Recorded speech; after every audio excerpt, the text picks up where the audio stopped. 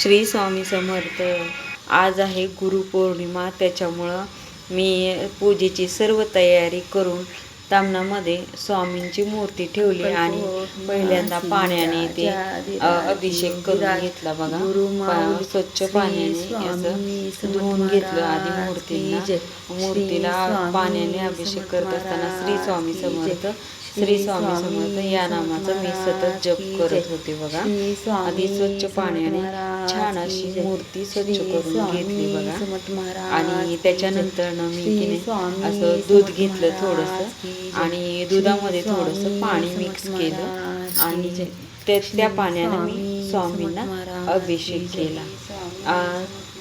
हा अभिषेक करत असताना सुद्धा मी श्री स्वामी समर्थ श्री स्वामी समर्थ असंच जप करत होते. 1 चमचा दही घातलं आजूबाजूला, म्हणजे अजून पूजा केली नव्हती, त्याच्यामुळं हे पूर्ण पहिल्यांदा मी स्वामींपासून सुरुवात केली पूजा करण्यासाठी.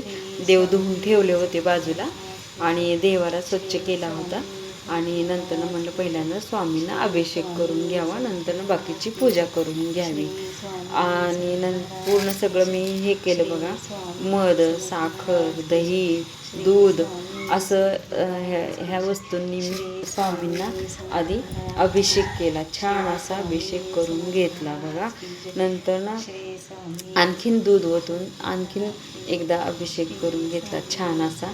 आणि दुधाने अभिषेक करून घेतल्यानंतर हा अभिषेक करत असताना मग फक्त माझ्या मनामध्ये आणि तोंडामध्ये श्री स्वामी समर्थ श्री स्वामी समर्थ श्री स्वामी समर्थ या मंत्राचाच मी जप करत होते. आता हा अभिषेक झाल्यानंतर मी आणखीन स्वच्छ पाण्याने छान अशी मूर्ती स्वच्छ करून घेतली बघा. स्वच्छ करून घेतल्यानंतर एक कॉटनच्या कपड्याने मी हे करून घेतले आणि असं एकदम साधंसं. सकाळी मी फुलं आणले नव्हते ना, त्याच्यामुळं हे माझ्या दारासमोर ही फुलं होती, त्याच्यामुळे ह्याच फुलांनी मी सजवलं, थोडंफार सजवलं आणि स्वामींच्या मूर्तीला स्वच्छ कॉटनच्या कपड्याने पुसून घेऊन असं चंदनाचा लावत होते. मी सर्व अंगाला चंदन ते लावून घेतलं आणि वस्त्र परिधान केलं स्वामींना. समोर एक मी उज्जैनवरून महादेवाची पिंड आणली होती, त्याच्यामुळं ते पण मी स्वच्छ करून घेतलं. आणि नंतर मी ह्यांना म्हणजे काय म्हणतात त्याला, पादुकांना पण मी स्वच्छ असं पुसून घेतलं बघा. आणि त्याला पाण्याने नव्हतं, मी फक्त ओल्या फडक्याने स्वच्छ पुसून घेतलं होतं बघा. त्याला पण चंदनाचे असे मी पट्टे ओढून घेतले बघा. छान पट्टे ओढून घेतले चंदनाचे. त्याच्यानंतर मी फुलं ते वाहिली आणि नंतर मी हे केलं बघा. हळदी कुंकू ते लावून सर्व काही घेतलं बघा. हळदी कुंकू ते लावून घेतल्यानंतर मी काय केलं माहिती का, आता हे तेलाचे दिवे आहेत समोरचे आणि ह्या आरत्या दिसते त्या तुपाच्या दिवा लावला होता मी.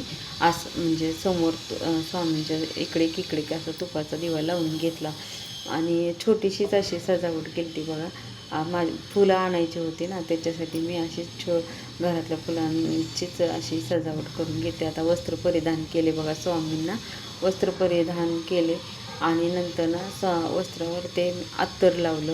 आमच्या घरी अत्तराची बाटली होती, त्यामुळे एका छान असं अत्तर लावून घेतलं. हळदी कुंकू ते लावून घेतलं. नंतर फेटा वगैरे ठेवला, फुलं वगैरे वाहिली. नंतर माझ्या सेवेला सुरू केलं मी. आता सेवा म्हणजे कसं, माझ्याकडे दत्तगुरूंचं स्वामींचं असं पुस्तक होतं, त्याच्यामुळं मी दत्तगुरू महाराजांचं पुस्तक वाचलं. त्याच्यात की नाही 5 अध्याय आहेत स्वामींच्या, म्हणजे दत्तगुरू महाराजांचे 5 अध्याय असल्यामुळे ते मी ते वाचले आणि सतत माझ्या मनात आणि तोंडात श्री स्वामी समर्थ श्री स्वामी समर्थ असाच मी जप करत होते. त्याच्यामुळं की नाही एकदम मन प्रसन्न होत होतं बघा. एवढे सगळं करत असताना सुद्धा एकदम छान असं वाटत होतं. आणि एक एक प्रकारची एक ताकद आल्यासारखी वाटत होती. आपल्या अंगामध्ये एक ऊर्जा निर्माण झालेली आहे हे सर्व उत्साहाने करायला असं वाटत होतं बघा. आणि एवढं म्हणजे छान वाटत होतं ना, खूप छान वाटत होतं बघा. आणि गेल्या काही दिवसात बघा काय म्हणजे इतकं काय काय होऊन गेलं ना माझ्यासोबत, मी ते सांगूसुद्धा शकत नाही. सांगितलं तर मला रडायला येतं, पण तरी पण मी हारले नाही, मनाशी हार मानली नाही. स्वामीचं करायचं म्हणजे करायचंच असं ठरवलं होतं मी नंतर न सांगेल माझ्यासोबत काय झालं आणि काय नाही ते आत्ता नाही सांगत. पण एक ऊर्जा आली तरी पण मी हार मानली नाही. नाही, करायचं म्हणले करायचंच. आपल्या आयुष्यातलं काय आहे ते आपलं प्रारब्ध असतं. स्वामींनी काय केलेलं नाही आहे, आपण स्वामींची सेवा करायचीच असं मी मनातून ठरवलं. त्याच्यामुळं आज मला जमल तशी मी छोटीशी पूजा केली आहे बघा. आणि म्हणजे मी असं रडत नाही, पण रडण्यासारखं झालं आहे, खूप मनातून खचून गेलेली आहे मी. तरी पण मी स्वामींची सेवा करणार म्हटलं की करणार, असं मी गुरुपौर्णिमा त्यानिमित्त करणार म्हटले की करणार असं मी हे केलेलं. त्याच्यामुळं केलेली आहे ही सेवा. फुलं ते वाहिली बघा चाफ्यांची छान अशी. आणि नंतर ना मग आता स्वामींना आपल्या हातून काहीतरी बनवावं असं मला वाटलं बरं का. आणि मग ते दत्तगुरू महाराजांचं मी अध्याय वाचला. 5 अध्याय होते, ते अध्याय पूर्ण केले मी. आधी आरती वगैरे केली. नंतर म्हणलं स्वामींसाठी आज काय करायचं म्हणलं, आपल्या हातून की नाही बेसनाचे लाडू करावं असं माझ्या मनात आलं बरं का. आणि मग म्हणलं चला थोडक्यात पण होतं आहे आणि पूजा तर करून घेतली, आता म्हणलं तेवढं करून घ्यावं म्हणलं. त्याच्यासाठी मी बेसनाच्या लाडवासाठी मी तयारीला लागले बघा. बेसनाच्या लाडवासाठी त्याच्यासाठी मी एक वाटीभर रवा, वाटी म्हणजे अंदाजेच घेतला होता मी, वाटीभर पण नव्हता. त्याच्यात थोडासा रवा घेतला आणि बेसन घेतलं होतं बघा.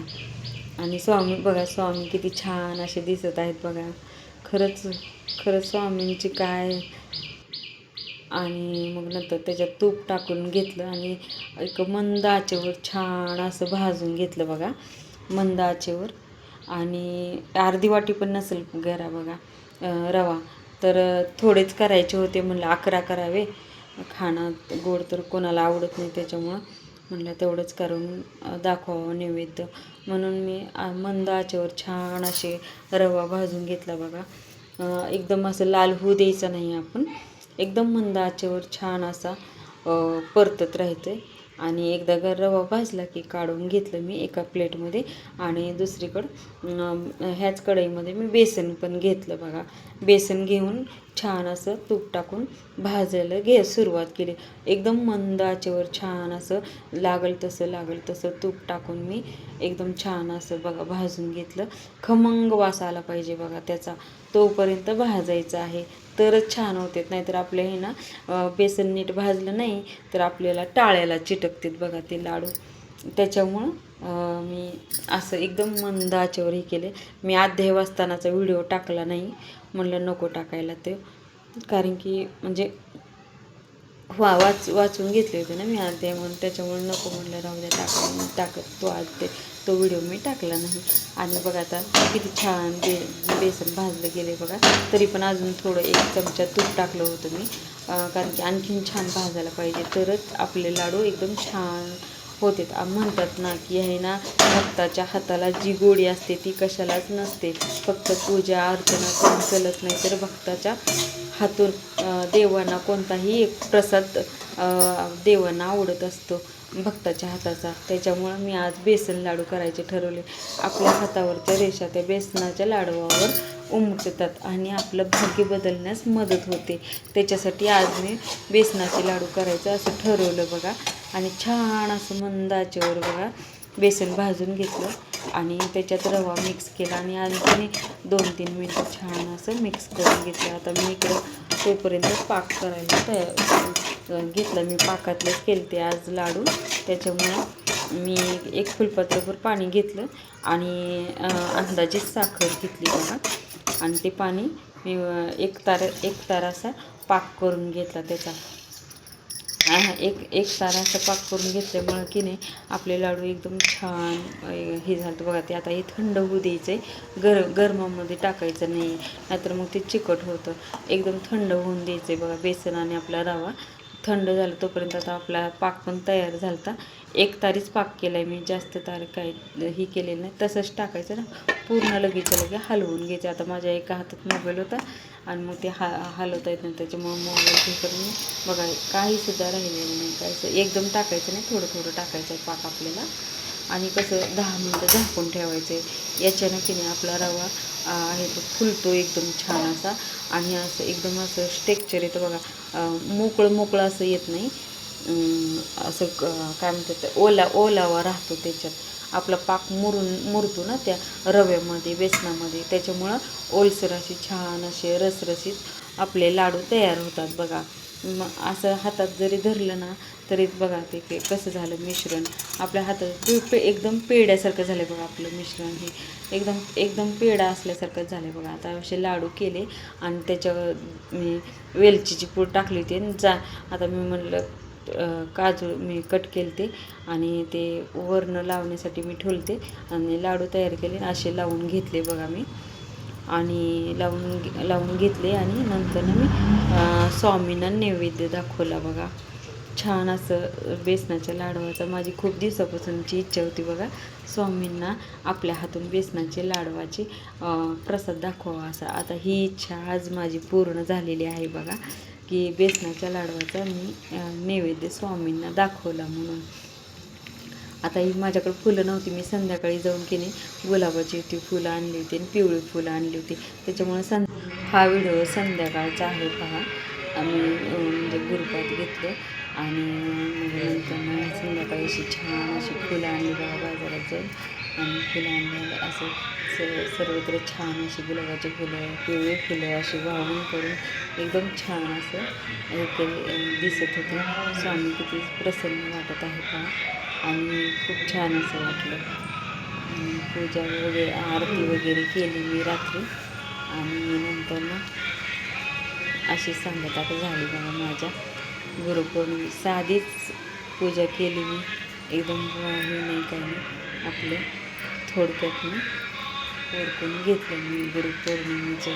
आणि स्वामींना प्रार्थना केली, स्वामी माझ्या जीवनाचा भार, माझ्या आयुष्याचा भार, माझ्या सर्व काही संसाराचा भार मी तुमच्या चरणावर ठेवत आहे. तुम्हीच आता माझ्या जीवनाचे चालक आणि मालक आहात. तुम्हीच आता चालवा हा रथ किंवा याचा तुम्ही जो मार्ग दाखवाल त्याच मार्गाने मी चालत राहील. श्री स्वामी समर्थ.